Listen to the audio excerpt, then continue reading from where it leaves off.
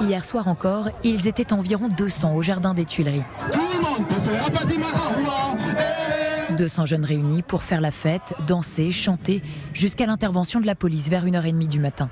Des fêtes géantes un peu partout en France. Un match de rugby samedi qui ne respecte pas les consignes sanitaires. Et demain soir, le premier match des Bleus face à l'Allemagne. Faut-il abroger avec 15 jours d'avance le couvre-feu comme le réclament certains élus? Ça changerait quoi? C'est justement parce que ça va bien qu'il faut justement garder un certain nombre de règles. Parce que si on avait suivi cette logique, ça veut dire qu'on aurait assoupli un certain nombre de fois, puis on aurait fait du stop and go. On aurait assoupli, puis on aurait reconfiné. On aurait assoupli, on aurait reconfiné. Et le masque, pourrons-nous vraiment l'abandonner à l'extérieur le 1er juillet? La pression monte pour accélérer le retour à la vie normale. Et donc, si tout se passe bien, on lèvera encore un certain nombre de contraintes le 30 juin, si les conditions le permettent. Donc, plus de masques en extérieur à partir du 30 juin. Mais quelques minutes après cette interview et comme un désaveu, le ministère de la Santé fit parvenir ce communiqué à l'AFP. Aucune décision n'a encore été prise concernant le port du masque en extérieur dans les prochaines semaines, qui reste donc la règle. Je pense qu'on doit suspendre, je dis bien suspendre, de manière temporaire, l'immigration, jusqu'à ce qu'une partie, et ce n'est qu'une partie de la population d'origine immigrée, se soit assimilée, c'est-à-dire ait intégré les lois de la République. Suspendre pendant un certain temps, alors. Suspendre pendant plusieurs années. Un vent mauvais qui souffle dans notre pays. Un vent mauvais. L'autorité n'est plus respectée, à aucun moment. Il n'est pas possible, il n'est pas pensable qu'un président de la République soit giflé comme ça a été le cas d'Emmanuel Macron il y a quelques jours. Mais si vous voulez qu'il y ait le respect de l'autorité, il faut aussi qu'il y ait du respect entre les uns et les autres.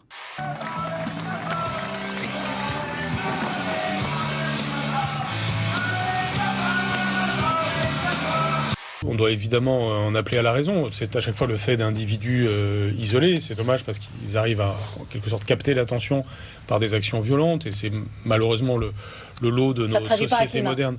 Si, c'est un climat que créent ces personnes-là. Le jeune homme qui est à l'origine de cette action a d'ailleurs dit, je le précise à nouveau, qu'il ne visait pas spécifiquement Jean-Luc Mélenchon. Ça, oui, vous n'y croyez pas? Non, non, pas du tout. Il a une télé, web télé, enfin vous savez, où il n'invite que des gens d'extrême droite, d'accord? Donc non, je peux vous dire qu'il visait Jean-Luc Mélenchon et moi-même. Celui qui fait le kéké, pour reprendre son expression, c'est un député, François Ruffin, qu'on ne voit jamais à l'Assemblée nationale, si ce n'est pour faire un esclandre, pour faire une vidéo sur YouTube et pour dire voilà, je vous ai défendu. C'est pas comme ça qu'on défend les gens. C'est pas en faisant semblant d'être député pour mieux vendre son journal ou mieux faire des films. Est-ce qu'il y a des gens d'Île-de-France ici ce soir? Est-ce que vous avez envie d'Île-de-France? Est-ce que vous avez prévu de voter pour Laurent Saint-Martin?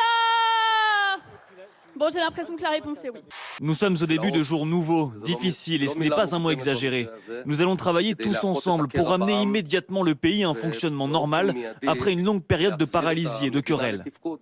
Naftali Bennett devient Premier ministre.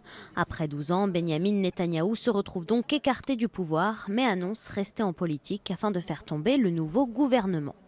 Je me battrai avec vous chaque jour contre ce gouvernement ignoble et dangereux afin de le renverser. Et grâce à Dieu, cela arrivera bien plus vite que ce que vous pensez. Début aujourd'hui du procès de l'ex-dirigeante birmane Aung San Suu Kyi. Renversée par un coup d'état militaire, elle a été inculpée pour corruption. Des accusations absurdes selon ses avocats. Quand le parc floral se met à chanter, c'est l'Île-de-France qui va s'ambiancer.